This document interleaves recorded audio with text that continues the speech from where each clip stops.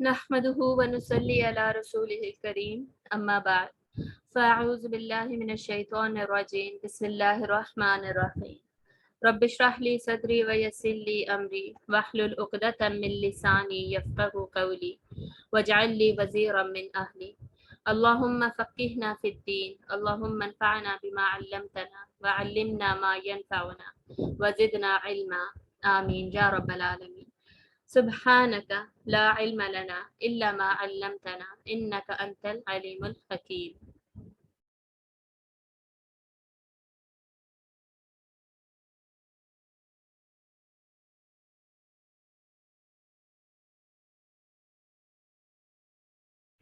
آج ہم 29 کلاس انشاءاللہ سٹارٹ کریں گے اور اس سے پہلے ہم نے غزوہ بدر اور غزوہ احد کے درمیان ہونے والے تمام واقعات سٹڈی کیے تھے.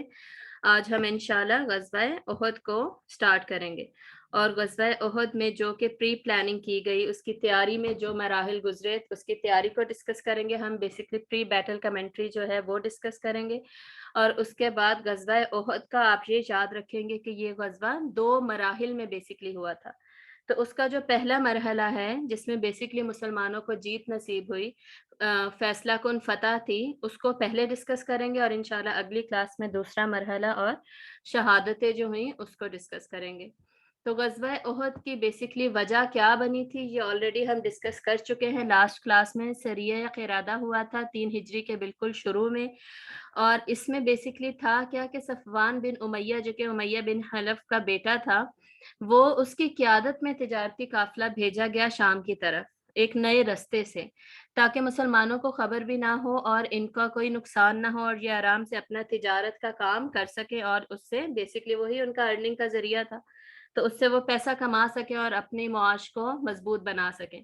لیکن مسلمانوں کو خبر ہو گئی اور انہوں نے قافلے پر حملہ کر دیا اور سارا کا سارا مال لوٹ لیا. ٹھیک ہے، اس سے ایک ارجنسی کی سچویشن پیدا ہو گئی، ایمرجنسی کی سچویشن، اور کافروں نے فوراً ہی حملہ کرنے کی تیاریاں شروع کر دی. لیکن ارادہ ان کا حملہ کرنے کا آلریڈی تھا جبکہ بدر ہوئی تھی. ٹھیک ہے، بدر کے بعد مکہ میں ابو سفیان کا بدلہ لینے کا پہلے ہی سے پکا عزم تھا. ایسا نہیں تھا کہ اس نے اب آ کے سوچا کہ جی ہمیں بدلہ لینا چاہیے، کیونکہ ان کے سارے گھروں میں فوتگیاں ہوئی تھی، سارے اتنے زیادہ ان کے لوگ ہلاک ہوئے، مارے گئے، تو یہ لوگ تڑپ رہے تھے کہ ہم ایک بڑا بدلہ، ایک بڑی جنگ کر کے ہی دم لیں گے. تو اس چکر میں ابو سفیان نے صفوان بن امیہ کو دوبارہ اور پھر اکرمہ بن ابی جہل جو کہ ابو جہل کا بیٹا تھا، امیہ بن خلف بھی آپ کو یاد ہے جو بیسکلی بلال پہ جو ظلم کیا کرتا تھا اور جس کی مار دیا گیا بدر میں، اور ابو جہل بھی مر گیا بدر میں، ان دونوں کے بیٹے بیسکلی ان دونوں کو لے کر گھر گھر گیا تاکہ اگلی جنگ کے لیے مال جو ہے وہ جمع کر سکے. مال اور جتنی بھی چیزیں، اسلحہ، کھانے پینے کا ذخیرہ، اس طرح کی جو جو چیزیں، ڈھالیں ہو سکتی ہیں، جو جو چیزیں بیسکلی جنگ میں کام آ سکتی تھی، وہ ساری کی ساری ابو سفیان نے جمع کی. اور تمام گھروں نے مدد بھی کی. مدد کرنے کی کیا وجہ تھی؟ کیونکہ سارے کے سارے ہی اس مصیبت سے گزر رہے تھے اور سب چاہتے تھے کہ یہ جو مسائل ہیں ان کا فوراً حل نکلے اور یہ ختم ہو، کہ ہمیں فتح ملے گی تو یہ سب ختم ہو جائے گا. لیکن ان کی یہ سوچ ہی تھی. البتہ مال سارا کا سارا، ساری تیاری جمع ہو گئی، جمع کر لیا گیا مال، اور ابو سفیان، کنانہ اور تہامہ کے جو قبیلے تھے ان کے پاس بھی گیا، ان سے بھی مال اور مدد طلب کی کہ تم اپنے بندوں کے ذریعے سے بھی ہماری مدد کرو اور اپنی چیزیں، اسلحہ وغیرہ دے کر بھی ہماری مدد کرو. تو اس سلسلے میں پھر کنانہ اور تہامہ نے اپنے غلاموں کو بھیجا اور کچھ اپنا مال اور اپنا اسلحہ وغیرہ بھی مسلمانوں کے حوالے، مسلمانوں کے نہیں بلکہ مشرکین کے حوالے کیے.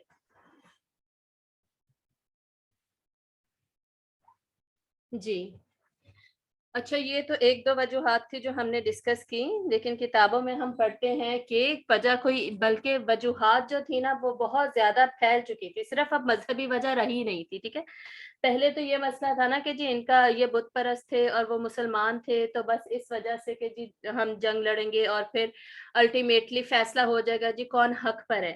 لیکن صرف مذہبی وجہ ہی نہیں تھی، بلکہ اب آپ جیسے کہ واقعات کو دیکھ رہے ہیں معاشی وجہ بھی بن چکی تھی کہ ان کا جو تجارت کے سارے رستے تھے وہ بند ہو رہی تھی، ان کی بلڈ لائن بند ہو رہی تھی، تو اس کو بھی یہ لوگ محفوظ کرنا چاہتے تھے. اس کے بعد معاشرتی وجوہات تھی کہ خاندان کے خاندان ٹوٹ گئے تھے، خاندانوں کے لوگ مر رہے تھے، تو ان کو بچانا، اپنے معاشرے کو مضبوط کرنا، یہ بھی ایک وجہ تھی۔ اور دوسرا سیاسی وجہ بھی تھی کہ مسلمان جو تھے وہ سیاسی طور پر اب ایک مضبوط قوم بنتے جا رہے تھے، اور آپ صلی اللہ علیہ وآلہ وسلم کی ایک سیاسی پہچان بن چکی تھی۔ آپ ایک بے نام بادشاہ کی طرح، ایک سردار کی طرح مدینہ میں موجود تھے، اور اب باقاعدہ ارد گرد کے مشرکین کو ایک خطرہ لاحق تھا کہ کبھی بھی تمام عرب پر مسلمانوں کا قبضہ ہو سکتا ہے، یا اسلام کا دورہ ہو سکتا ہے، اور یہ بت پرستی جو ہے وہ بالکل ختم ہو جائے گی۔ تو سیاسی طور پر بھی اب ان کو ڈر تھا، ہر طرح کا ڈر اب وہاں پر موجود تھا، جس کی وجہ سے ان کی بھی موٹیویشن زیادہ تھی، اور یہ لوگ اب لڑنے کے لیے بالکل تیار تھے۔ اس چکر میں پھر ابو سفیان نے 3000 آدمی جمع کیے، 200 گھوڑے ان کے پاس تھے، 700 ڈھالیں تھی، آرمر جو ہوتا ہے پورا ڈریس جو کہ پہنا جاتا ہے، یعنی 700 لوگ ایسے تھے جو کہ ڈھال پہنے ہوئے تھے، ڈھالوں میں موجود تھے، باقی لوگ بغیر ڈھالوں کے تھے، کیونکہ بہت زیادہ مہنگی ہوتی تھی۔ ایک تو یہ جو ڈھال ہے، یہ اسلحہ ہے، یہ بیسکلی یہ لوگ امپورٹ کرتے تھے، اور ان کا اپنا یہ لوگ بناتے تو تھے نہیں، یہ لوگ بناتے تھے بیسکلی لیدر کی چیزیں، اونٹ وغیرہ کی کھال، گھوڑے وغیرہ کی کھال، لیدر وغیرہ جو ہوتی ہے نا، اس کی چیزیں بنا کے یہ لوگ بیچا کرتے تھے آگے شام اور نیچے یمن کی طرف، اور وہاں سے اسلحہ بیسکلی یہ لوگ خریدا کرتے تھے۔ تو ڈھالیں اور اسلحہ ہمیشہ ان کے پاس کم ہوتا تھا، اور پرائزڈ چیزیں ہوتی تھی، بیسکلی یہ مہنگی چیزیں ہوتی تھی، جو کہ جس کو ہمیشہ یہ بچانے کی کوشش کرتے، اور جب مال غنیمت بھی لوگ جمع کرتے نا، تو بیسکلی اسی پر نظر ہوتی تھی کہ ہمیں ڈھال مل جائے، ہمیں اسلحہ مل جائے، ہمیں تلواریں مل جائیں۔ تو یہ ان کی تیاری تھی۔ اب انہوں نے اس دفعہ ساتھ زیادہ سے زیادہ عورتوں کو بھی لیا، پچھلی دفعہ بھی کچھ عورتیں موجود تھیں، لیکن اس دفعہ زیادہ عورتوں کو، اور خصوصاً سب نے جو اپنی بیویاں تھیں ان کو ضرور لیا، تاکہ وہ ان کو جوش دلاتی رہے، اور ان کو ہمت ہارنے کا موقع ہی نہ ملے کہ اتنی زیادہ بے عزتی ہوگی اگر ہم اپنی عورتوں کے سامنے ہاریں گے۔ تو عورتوں کو بھی اس دفعہ ساتھ لیا گیا کہ ہارنے کا نہ کوئی موقع بس ہمارے پاس ہو نا۔ اس کے بعد 14 دن کا جو سفر بنتا تھا مدینہ تک، وہ بیسکلی انہوں نے پلاننگ کر کے 7 دن میں طے کر کے مدینہ کے بالکل قریب پہنچ گئے۔ لیکن وہاں پہ مدینہ میں اب کیا ہو رہا تھا، اور مدینہ میں خبر کیسے پہنچی، اب ہم اس طرف جا رہے ہیں، دوسری سائڈ کی طرف۔ تو اب اس فوج کا بیسکلی چیف کمانڈر تو خود ابو سفیان تھا، اور اس نے ڈیویژن کیسے کی تھی پہلے اس کو دیکھ لیتے ہیں۔ دائیں جانب بیسکلی اس نے خالد بن ولید کو رکھا تھا، یہ ابھی تک مسلمان نہیں ہوئے تھے، اور یہ بدر میں بھی نہیں لڑے تھے، یہ ابھی احد میں صرف لڑنے جا رہے ہیں، ٹھیک ہے۔ ولید بن مغیرہ کے بیٹے تھے یہ، ولید بن مغیرہ جو کہ بہت بڑا شاعر تھا، بنو مخزوم کا تھا، اور نیچرل ڈیتھ ہی مر گیا تھا، وہ بھی بدر میں جا نہیں سکا، اس سے پہلے ہی نیچرل ڈیتھ مر چکا تھا، قدرتی موت مر چکا تھا اپنی۔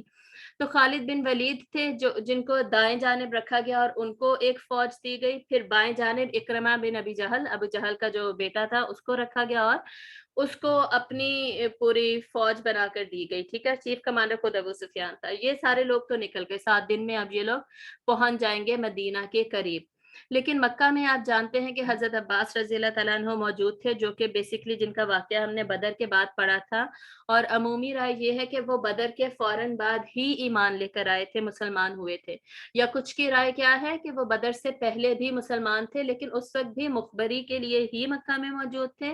البتہ بدر کے بعد کسی کو نہیں بتایا گیا، اور ان کو واپس بھیج دیا گیا تھا، تاکہ یہ مکہ کی خبریں مدینہ میں پہنچاتے رہیں، اور آپ صلی اللہ علیہ وآلہ وسلم کو اپ ٹو ڈیٹ کرتے رہیں کہ دشمنوں میں بیسکلی کیا باتیں چل رہی ہیں، کیا گفتگو ہو رہی ہے۔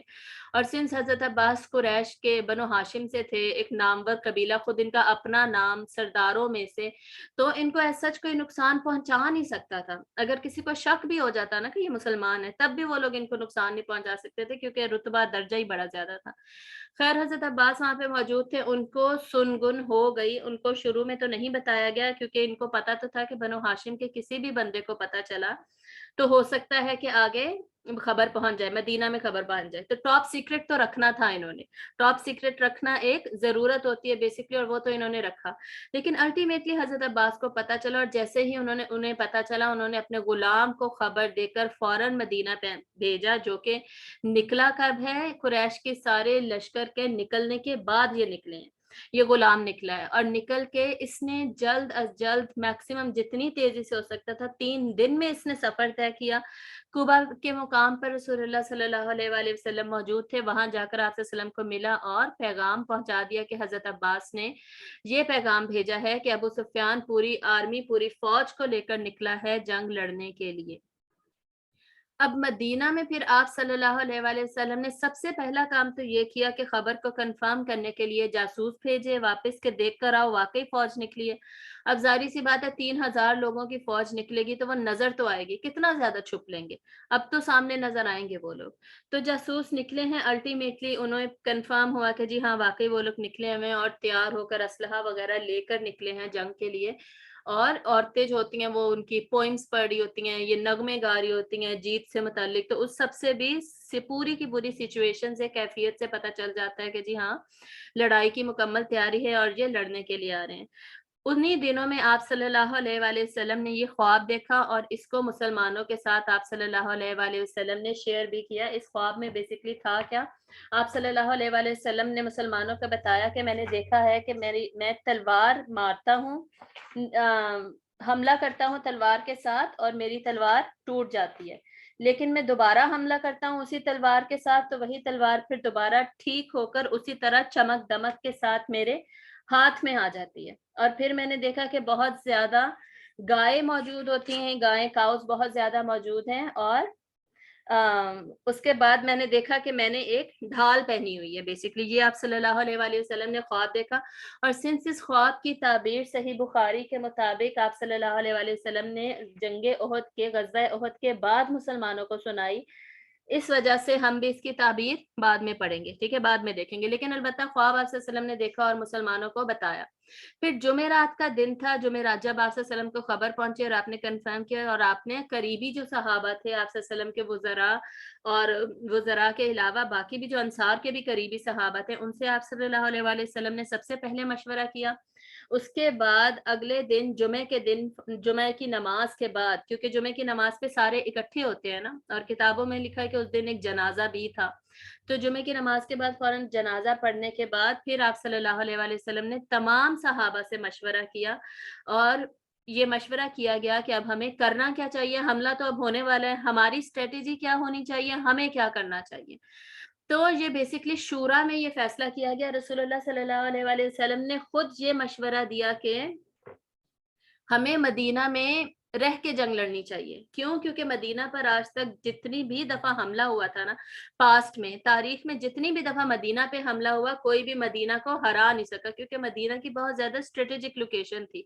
بیسکلی مدینہ کے نارتھ کی طرف یہ بنتے ہیں، احد کے سارے پہاڑ بنتے ہیں نارتھ کی طرف، ٹھیک ہے، اور ساؤتھ کی طرف مدینہ کے بیسکلی کھجور کے اتنے زیادہ درخت ہیں کہ وہاں سے کوئی فوج گزر کے آ نہیں سکتی۔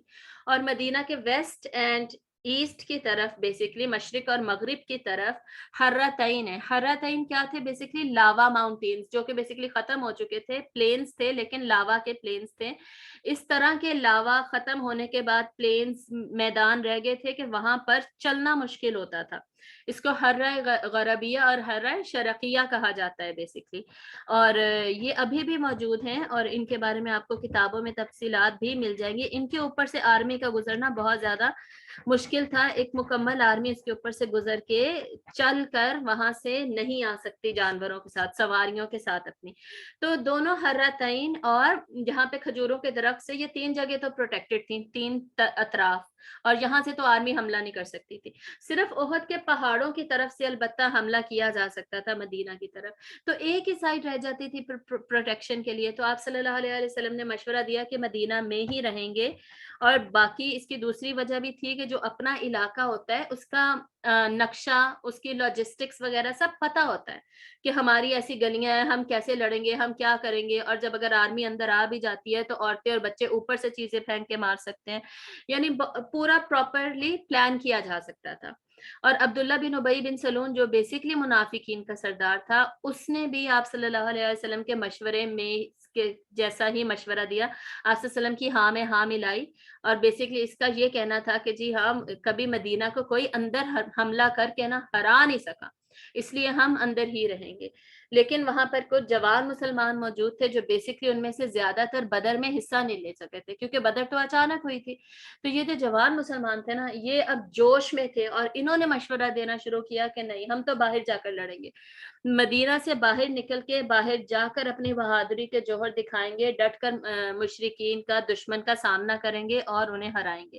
تو انہوں نے ضد کرنی شروع کر دی، बार बार कहना शुरू कर दिया, तो अल्टीमेटली रसूलुल्लाह सल्लल्लाहु अलैहि वसल्लम ने इनकी बात मान ली और इनके मशवरे के मुताबिक बाहर जाने का फैसला किया और अपनी ढाल पहनने के लिए तैयारी करने के लिए आप सल्लल्लाहु अलैहि वसल्लम अंदर चले गए।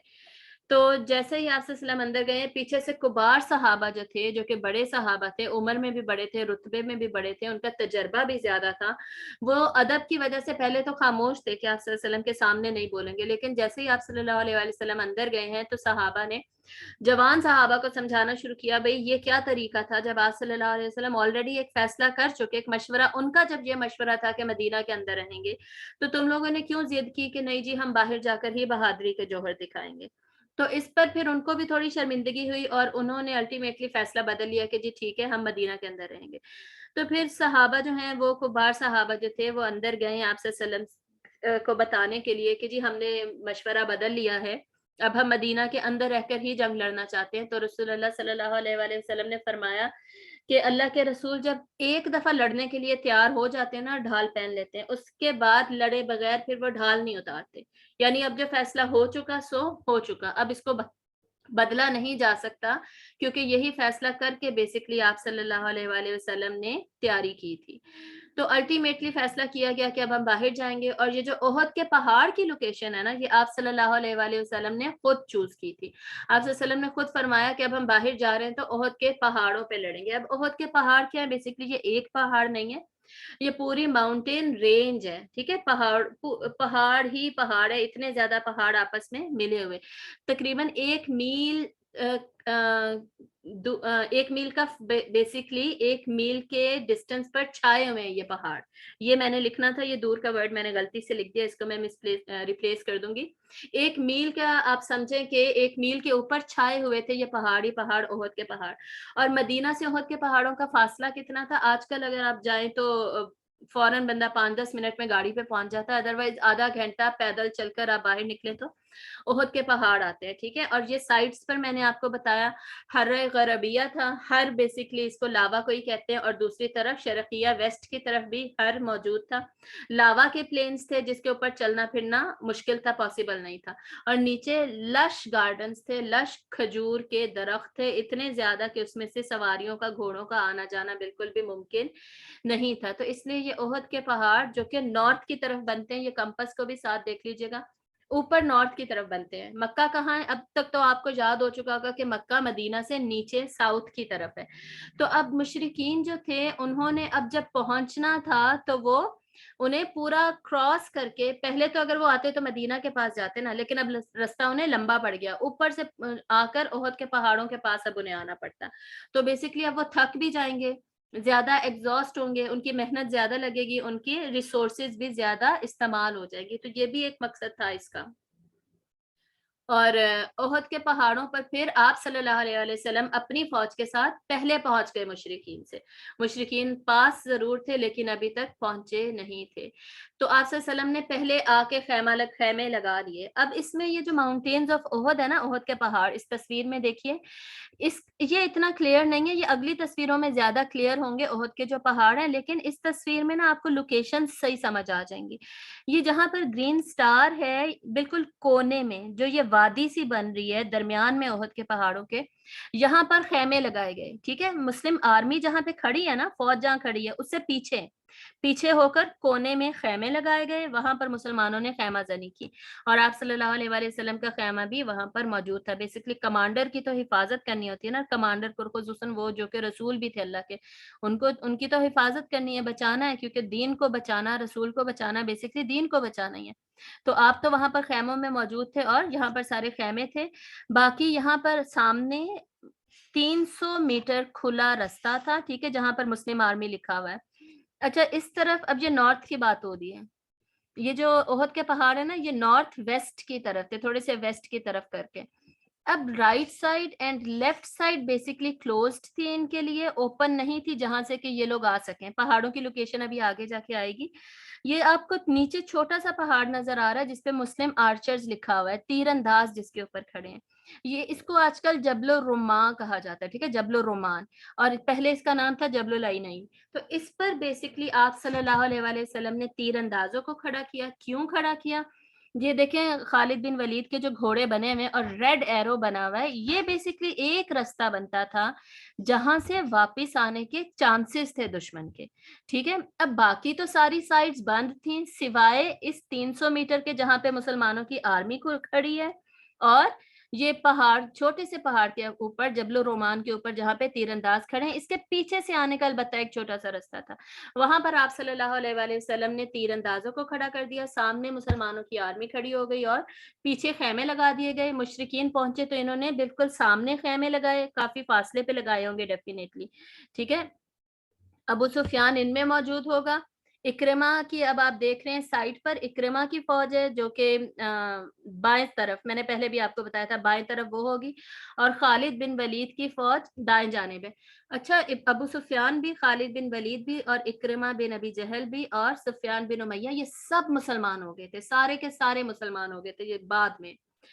زیادہ تر ان میں سے فتح مکہ کے بعد ہوئے تھے. خالد بن ولید فتح مکہ سے تھوڑے سے مہینے پہلے ہو گئے تھے مسلمان. تو یہ انشاءاللہ جب آگے جائیں گے تو ڈسکس کریں گے. میں ابھی صرف اس وجہ سے بتا رہی ہوں کہ یہ فی الحال دشمنوں کی طرف ہیں یہ لوگ، لیکن پھر بھی ہم ان کا رسپیکٹ سے ہی نام لیں گے، عزت کا دامن ادب کو ہم چھوڑیں گے نہیں. بیسکلی مسلمانوں کی فوج آپ صلی اللہ علیہ وآلہ وسلم نے کیسے کھڑی کی تھی؟ آپ صلی اللہ علیہ وسلم نے مصعب بن عمیر رضی اللہ تعالیٰ عنہ کو مہاجرین کا سردار بنایا. اسید بن حزیر جو تھے قبیلہ اوس کے سردار، ان کو بنائیں گے. اور حباب بن منذر جو تھے انہیں قبیلہ خزرج جو تھا انصار کا، ان کا بیسکلی سردار بنایا گیا. اور تیر انداز میں نے آپ کو بتا دیا جبل الرومان پر ان کو ختم کر دیا گیا. اور آپ صلی اللہ علیہ وآلہ وسلم نے انہیں خصوصی حکم دیا جو کہ حدیث کی ساری کتابوں میں موجود ہے، صحیح مسلم، صحیح بخاری میں، کہ جب تک ہماری بوٹیاں پرندے بھی کھا رہے ہو نا، چاہے پرندے آ کے ہماری بوٹیاں کھانے لگ جائیں، لیکن تم لوگ پہاڑ سے نہیں ہلو گے جب تک میرا حکم نہیں آ جاتا. جب تک میں حکم نہیں دیتا تم لوگ اس پہاڑ سے نہیں ہلو گے، چاہے تم ہمیں مرتا دیکھو، بوٹیاں کھاتے دیکھو، کسی بھی حالت میں دیکھو، تم ہلو گے نہیں. تو بیسکلی یہ تیر اندازوں کو حکم تھا. کیوں؟ کیونکہ ہم نے آلریڈی دیکھ لیا کہ ان کی طرف سے چھوٹا سا ایک راستہ کھلا تھا جہاں سے کہ خطرہ تھا کہ حملہ ہو سکتا ہے. تو بیسکلی مشرکین کو ایک ہی جگہ دی گئی کہ وہاں سے وہ لوگ حملہ کریں. اب مسلمانوں کی فوج کتنی تھی؟ 1000. یہ آپ لوگوں نے یاد رکھنی ہے. بدر میں کتنی تھی؟ بدر میں تو سب کو یاد ہوتا ہے 300، 300 سم تھنگ، 313 یا 310 بیسکلی مسلمانوں کی فوج تھی. اور مشرکین کتنے تھے؟ 1000 تھے. اب مشرکین کتنے ہیں؟ 3000. مسلمان نکلے کتنے ہیں؟ 1000 نکلے ہیں. 1000 مسلمان نکلے ہیں، ان کے پاس 100 ڈھالیں تھی تقریباً، اور چند گھوڑے موجود تھے، بالکل چند گھوڑے تھے. اب عبداللہ بن ابی بن سلول نکل تو گیا، لیکن رستے میں اس نے کیا کیا؟ منافقین کے کانوں میں کھس پھس وغیرہ بہانے باتیں بنا بنا کے 300 منافقین کو اپنے ساتھ لیا اور فوج میں سے آرام سے نکل گیا، چپ چپا کے، کسی سے نہ مشورہ نہ کچھ. لیکن مسلمانوں نے ظاہر دیکھ لیا ان کو جاتے ہوئے. تو ایک مسلمان تھے حضرت عبداللہ، جو کہ بیسکلی جابر بن عبداللہ جو کہ بہت فیمس صحابی ہیں، ان کے والد تھے. وہ ان کے پاس گئے ہیں اور عبداللہ بن ابی سے کہا کہ بھئی تم کیا کر رہے ہو؟ تم اللہ کے رسول کے خلاف جا رہے ہو، تم جنگ پر نکلنے کے بعد جنگ سے واپس جا رہے ہو. تو عبداللہ بن ابی نے کہا کہ بھئی میرا مشورہ تھا کہ مدینہ کے اندر رہ کے لڑا جائے. اب جب مدینہ کے اندر رہ کے نہیں لڑ رہے اور میرا مشورہ نہیں مانا گیا تو پھر میں کیوں جاؤں؟ میں نہیں جا رہا، اور مجھے پتا ہے کہ جنگ ہونی بھی نہیں ہے. تو ایسا کہہ کے بیسکلی یہ 300 منافق ان کو لے کر نکل گیا. کتنے لوگ رہ گئے؟ صرف 700 لوگ رہ گئے. 700 مسلمان ہیں اب فوج میں، جو کہ بیسکلی اب جائیں گے مشرکین سے لڑنے کے لیے. اور یہ بھی یاد رکھیے گا یہ سارا کا سارا واقعہ غزوہ احد کا سورہ آل عمران میں نازل ہوا، جو کہ بیسکلی ہم پڑھیں گے انشاءاللہ اگلی کلاس میں. غزوہ احد کو کنکلوڈ بھی کریں گے، اور سورہ آل عمران کے جو رکوع غزوہ احد سے ڈیل کرتے ہیں جو کہ کافی ڈیٹیلڈ ہیں، اس سارے کو ہم انشاءاللہ اگلی کلاس میں پڑھ لیں گے، ڈسکس کر لیں گے.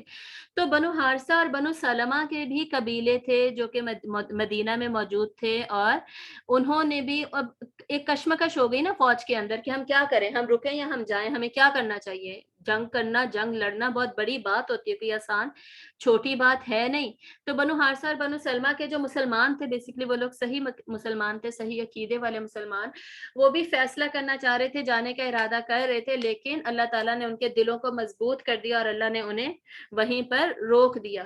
اور اللہ تعالیٰ سورہ آل عمران میں کہتے ہیں کہ اللہ ان کا ولی تھا، اس وجہ سے اللہ نے ان کو روک لیا اور یہ لوگ یہ گناہ کبیرہ گناہ کرنے سے بچ گئے. تو یہ ہمیشہ بنو حارثہ اور بنو سلمہ خوش ہوتے تھے اس بات پر کہ سورہ آل عمران میں ہمارا ذکر آیا اور اللہ تعالیٰ ہمارے بارے میں کہتے ہیں کہ اللہ ولیہما، کہ اللہ ان دونوں کا ولی ہے.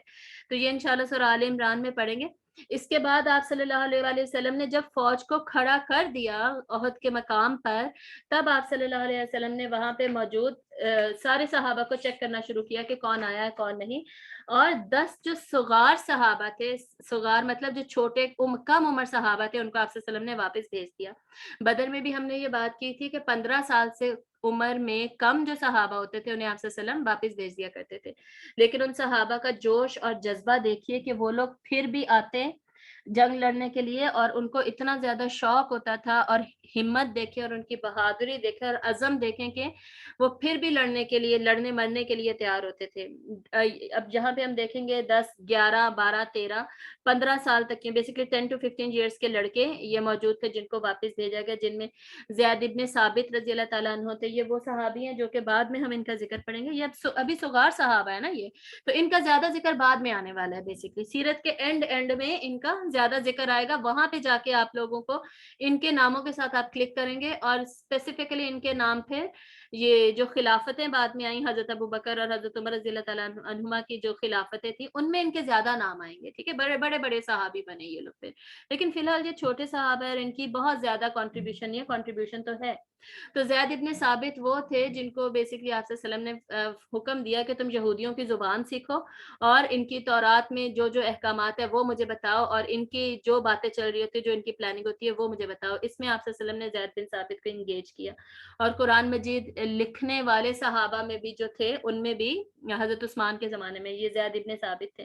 پھر اسامہ بن زید بن حارثہ، حضرت زید بن حارثہ جو تھے آپ صلی اللہ علیہ وسلم نے جن کو اڈاپٹ کیا تھا، بعد میں اڈاپشن ختم ہو گئی تھی، اللہ تعالیٰ نے رول ختم کر دیا. ان کے بیٹے، ٹھیک ہے، ان کے بیٹے اسامہ بن زید جنہیں کہ حب رسول اللہ صلی اللہ علیہ وسلم کا ٹائٹل دیا گیا کہ آپ صلی اللہ علیہ وسلم کو اتنی زیادہ ان سے محبت تھی. پھر زید ابن ارقم تھے، عبداللہ ابن عمر تھے حضرت عمر کے بیٹے، ابو سعید الخدری تھے، اور رافع ابن خلیج تھے، سمرہ ابن جندل تھے. یہ اتنے سارے صحابہ تھے.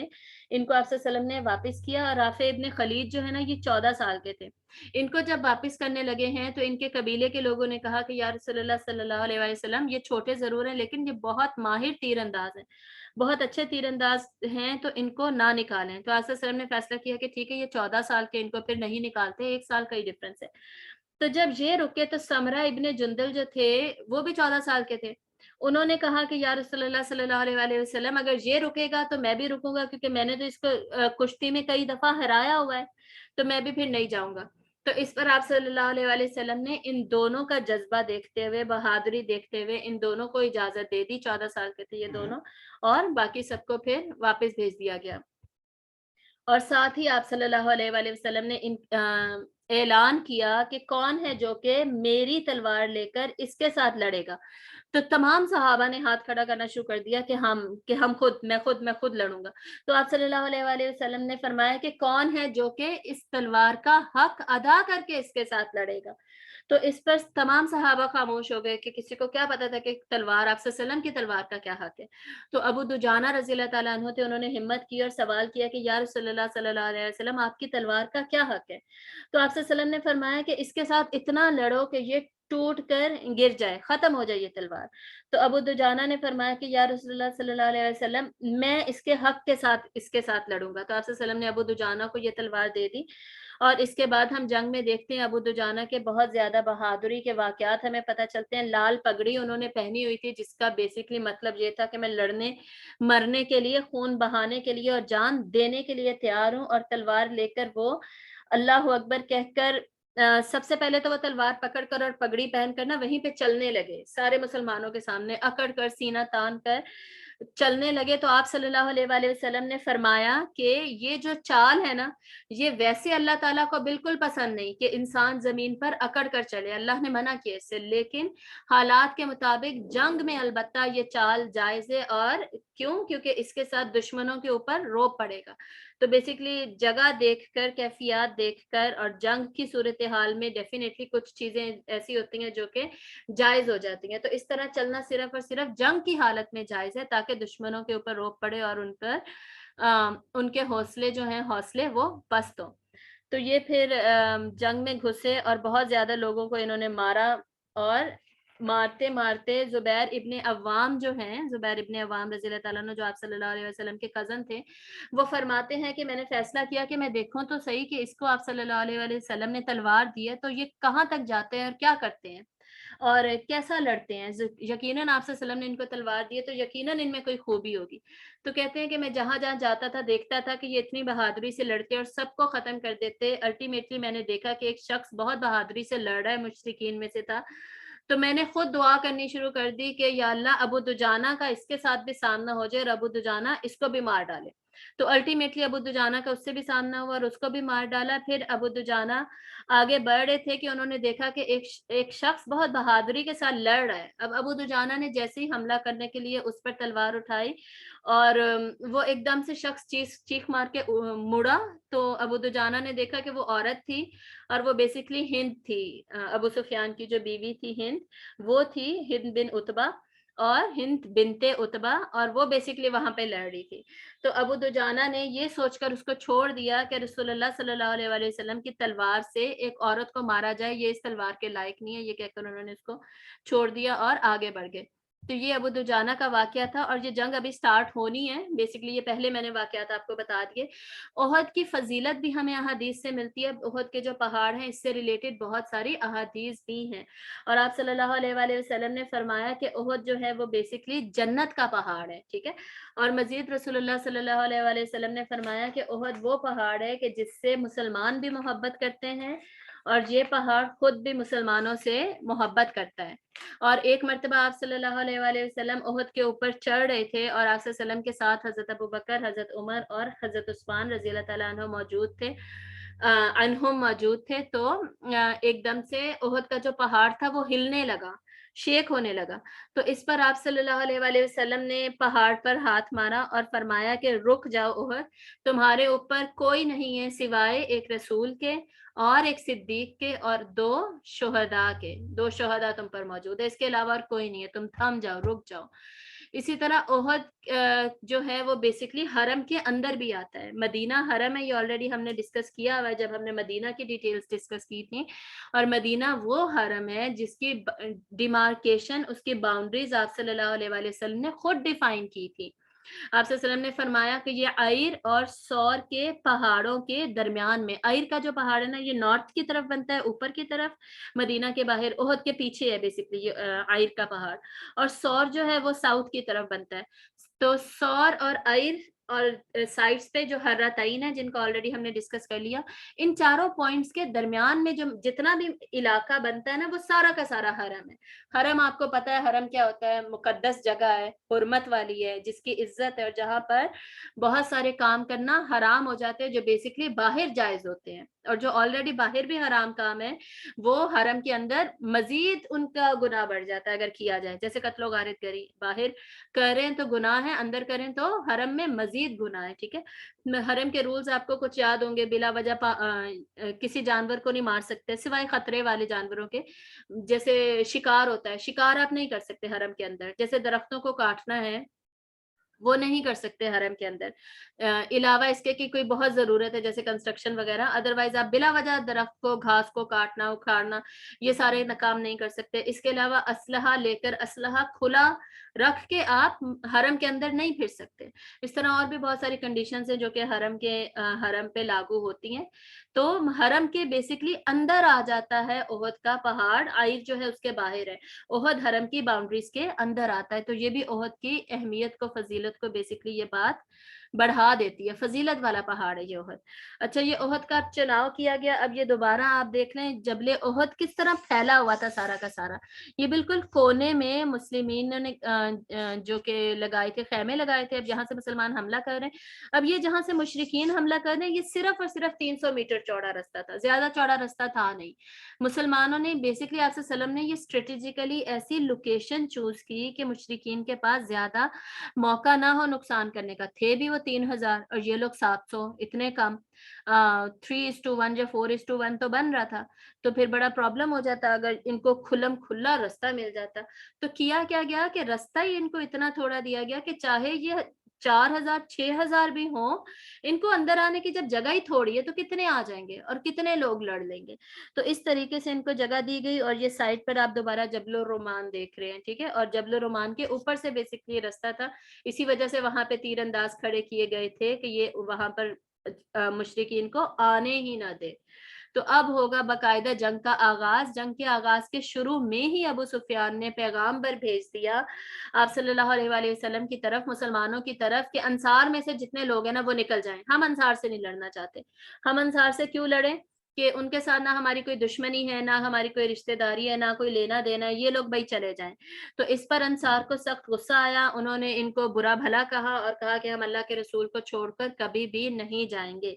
तो इनका पैगाम्बर वापस चला गया। इसके बाद सबसे पहले हुआ मुबारिजा, जिसका मैंने आपको इंट्रोडक्शन दे दिया था बदर में।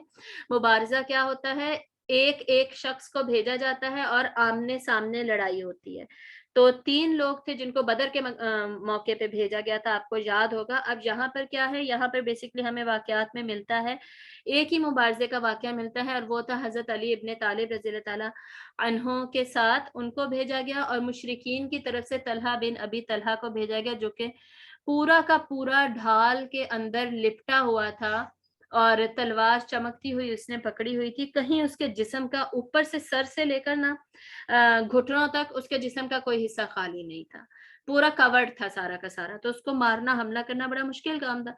हजरत अली के पास कोई ढाल नहीं थे। ढाल बेसिकली उन्हीं मुसलमानों ने पहनी हुई थी जिनकी अपनी थी, जिनकी अपने पास ढाल थी, उन्होंने पहनी हुई थी बेसिकली। तो हजरत अली बगैर ढाल के थे, लेकिन तलवार थी उनके पास बहादुरी का जज्बा था और ईमान था, उनके पास जोश था।